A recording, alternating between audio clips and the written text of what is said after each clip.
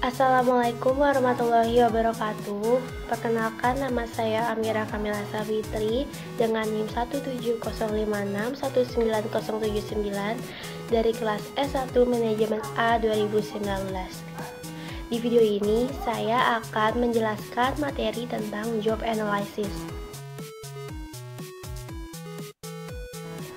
Job analysis atau analisis pekerjaan merupakan eksplorasi yang sistematis yang mempelajari dan mencatat tanggung jawab, tugas, keterampilan, akuntabilitas, lingkungan kerja, dan persyaratan kemampuan pekerjaan tertentu.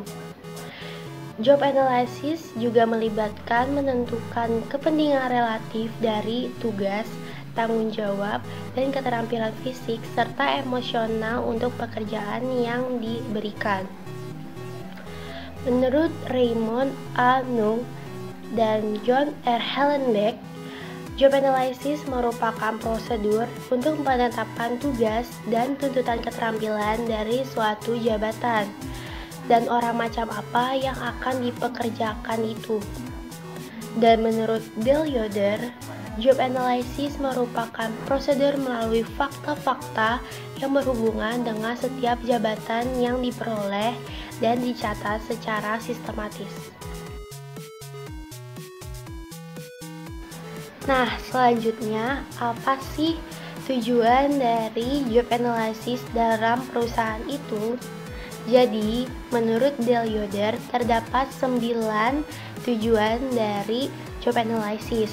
Yang pertama itu menentukan kualifikasi yang diperlukan pemegang jabatan. Yang kedua, melengkapi bimbingan dalam seleksi dan penarikan pegawai. Yang ketiga, mengevaluasi kebutuhan pegawai untuk pemindahan atau promosi jabatan. Yang keempat, menetapkan kebutuhan untuk program pelatihan.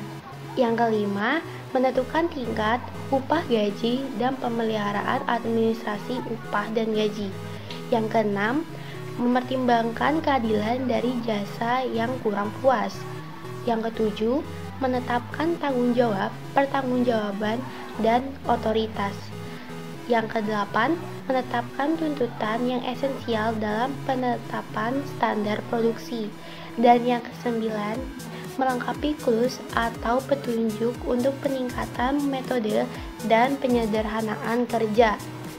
Nah, job analysis ini juga menghasilkan informasi tentang tuntutan jabatan yang selanjutnya digunakan untuk mengembangkan job description atau uraian kerja dan job specification atau spesifikasi kerja. Job analysis ini selain menghasilkan job description dan juga job specification, juga memiliki kegunaan dan fungsi lainnya. Dan saya akan menjelaskan 4 dari 8 kegunaan tersebut. Yang pertama, pengadaan tenaga kerja. Job specification merupakan standar personalia yang digunakan sebagai pembanding calon tenaga kerja. Isi job specification akan memberikan dasar pembentukan prosedur seleksi nantinya. Yang kedua, pelatihan. Isi uraian tugas dan pekerjaan dapat digunakan sebagai dasar untuk mengambil keputusan, khususnya dalam program pelatihan dan pengembangan sumber daya manusia. Yang ketiga, evaluasi kinerja. Persyaratan-persyaratan dan uraian jabatan dapat dinilai sebagai dasar untuk menentukan nilai pegawai dalam pemberian kompensasi yang layak. Dan yang terakhir, yang keempat, promosi dan transfer pegawai. Informasi dan data pegawai akan membantu proses pengambilan keputusan sebagai dasar program promosi dan transfer pegawai.